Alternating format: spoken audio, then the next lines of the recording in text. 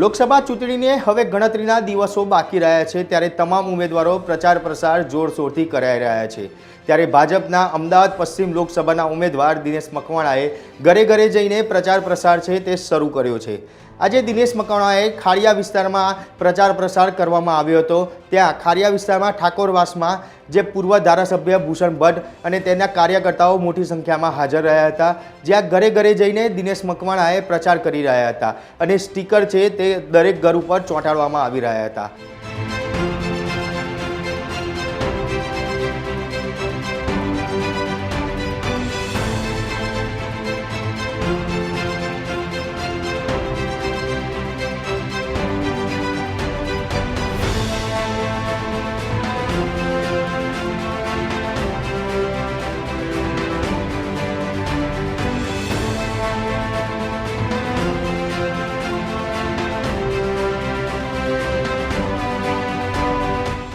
આ પ્રચાર પ્રસારમાં દિનેશ મકવાણાનો ગુલાબના ફૂલોથી અને હાર પહેરાવીને ઉમેદવારો અને ત્યાંના સ્થાનિક લોકોએ સ્વાગત કર્યું હતું અને સાથે સાથે દિનેશ મકવાણાને જીતનો વિશ્વાસ છે તે પણ આપવામાં આવ્યો હતો।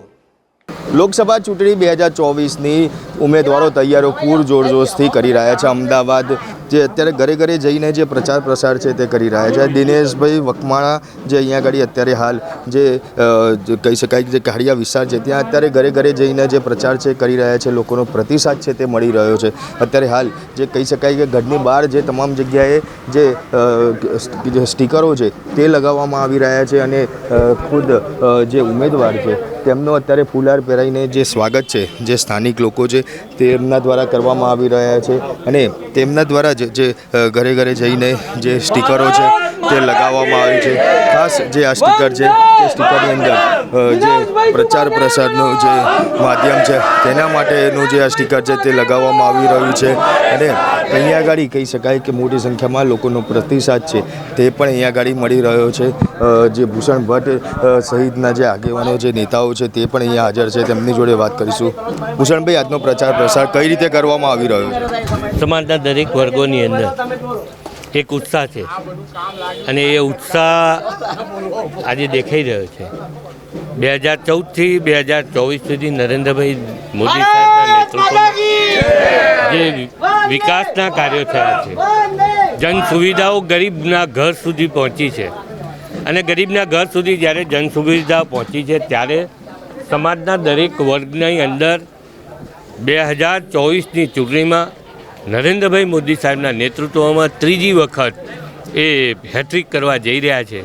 દિનેશભાઈ મકવાણા પશ્ચિમ લોકસભાના ઉમેદવાર તરીકે આજે એક સેવા વસ્તીની અંદર ગરીબ વર્ગની વિસ્તારની અંદર જ્યારે આવ્યા છે ત્યારે જે લોકો લાભાર્થી છે, જે લોકોને લાભ મળ્યા છે, લાભથી વંચિત હતા, આઝાદી મળ્યા પછી જે લાભ પાયાની સુવિધા મળવી જોઈએ એ મળતી નથી, એ એવી સુવિધાઓ અહીંયા મળતી થઈ અને મળી છે એને મતમાં રૂપાંતરિત કરવા માટે, એમના આતિથ્ય કરવા માટે, એમનું સ્વાગત કરવા માટે, નરેન્દ્રભાઈ મોદીના નેતૃત્વમાં એમનું સ્વાગત કરવા માટે આજે આપ જોઈ રહ્યા છો કે ત્રીજી વખત ભારતીય જનતા પાર્ટી દેશની અંદર 4 જૂને 400ની પાર નિશ્ચિતપણે થશે।